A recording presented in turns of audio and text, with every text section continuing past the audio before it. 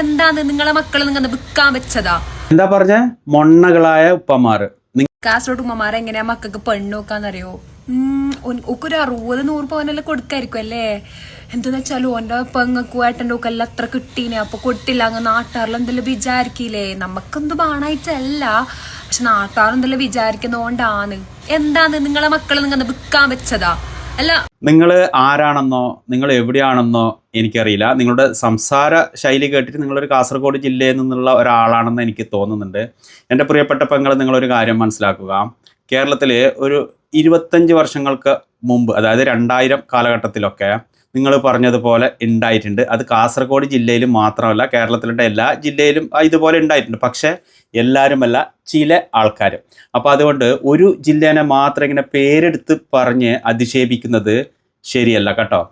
ബാക്കി പറ കേൾക്കട്ട്. നിങ്ങൾ വേറെ പെണ്ണിന്റെ പൊരയും ഇത് നോക്കിയിട്ടാണോ മക്കളെ മംഗലം കഴിപ്പിക്കല്? ഇനി ഇതുപോലത്തെ കുറെ മണ്ണകൾ കെട്ടിച്ചു കൊടുക്കുന്ന മണ്ണകളായ ഉപ്പമാരോടാണ് എനിക്ക് പറയാനുള്ളത്.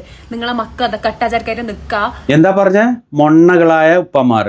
നിങ്ങളിപ്പോ പറഞ്ഞത് കാസർഗോഡ് ജില്ലയിലുള്ള മൊത്തത്തിലുള്ള ഉപ്പമാരല്ലേ നിങ്ങൾ പറഞ്ഞത് മൊണ്ണകൾ എന്ന് പറയുന്നത്? നിങ്ങൾ ഈ കാണുന്ന ഇട്ടിട്ടുള്ള ഡ്രസ്സ്, നിങ്ങൾ കയ്യിൽ കെട്ടിയിട്ടുള്ള വാച്ച്, നിങ്ങൾ ഉപയോഗിക്കുന്നുള്ള ഫോണ്, ഇതൊക്കെ ആ മൊണ്ണകൾ എന്ന് പറഞ്ഞ ഉപ്പാമാരല്ലേ അവരുണ്ടാക്കി തന്നതാണ്.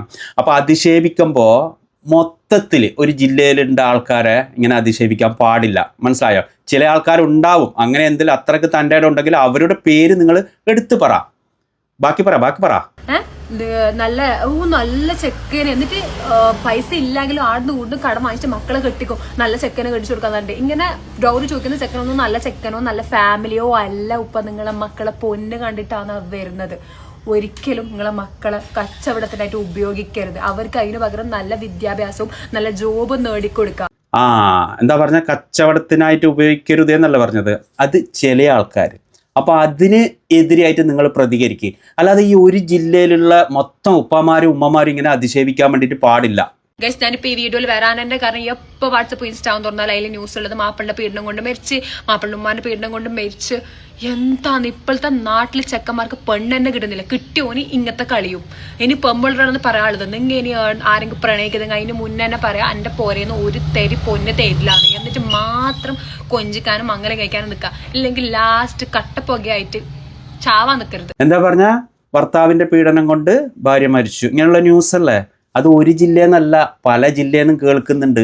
അതിൽ എല്ലാവരെയും ഉൾപ്പെടുത്തണ്ട. ചില ആൾക്കാർ അവരെ എടുത്ത് പറ, അവരെ കാണിക്കേ. അല്ലാതെ ഒരു ജില്ലനെ മൊത്തത്തിൽ ഇങ്ങനെ അധിക്ഷേപിക്കുകയല്ല വേണ്ടത്. എൻ്റെ പൊന്നു പെങ്ങളെ, നിങ്ങൾ അറിവില്ലായ്മ കൊണ്ടായിരിക്കും ഇങ്ങനെയൊക്കെ വീഡിയോ ചെയ്തത്. അപ്പോൾ അതുകൊണ്ട് തെറ്റ് പറ്റിയിട്ടുണ്ടെങ്കിൽ എനിക്കറിയാതെ പറഞ്ഞത് പോയി എന്ന് പറഞ്ഞിട്ടുള്ളൊരു വീഡിയോ നിങ്ങൾ വീണ്ടും ചെയ്യും. അല്ലാതെ ഒരു ജില്ലയിലുള്ള ആൾക്കാർ ഇങ്ങനെ മൊത്തം അധിക്ഷേപിക്കരുത്. നിങ്ങളിപ്പോൾ ഒരു ജില്ലയിലുള്ള ഉപ്പമാരെയും ഉമ്മമാരെയും അമ്മമാരെയും ഏട്ടന്മാരെയും എല്ലാവരും നിങ്ങൾ അധിക്ഷേപിച്ചില്ലേ മൊത്തത്തിൽ ഒരു ജില്ലൻ്റെ? നമുക്ക് കേരളത്തിലുണ്ട് എല്ലാ ജില്ലയിലും നല്ല ആൾക്കാരുണ്ട്, മോശപ്പെട്ട ആൾക്കാരുണ്ട്. അത് മോശപ്പെട്ട ആൾക്കാർ കാസർഗോഡ് ജില്ലയിലുണ്ട്, മറ്റുള്ള ജില്ലയിലുണ്ട്. അപ്പോൾ ഒരു ജില്ലനെ മൊത്തം പേരെടുത്ത് പറഞ്ഞിട്ട് ഇങ്ങനെ അധിക്ഷേപിക്കരുത് കേട്ടോ.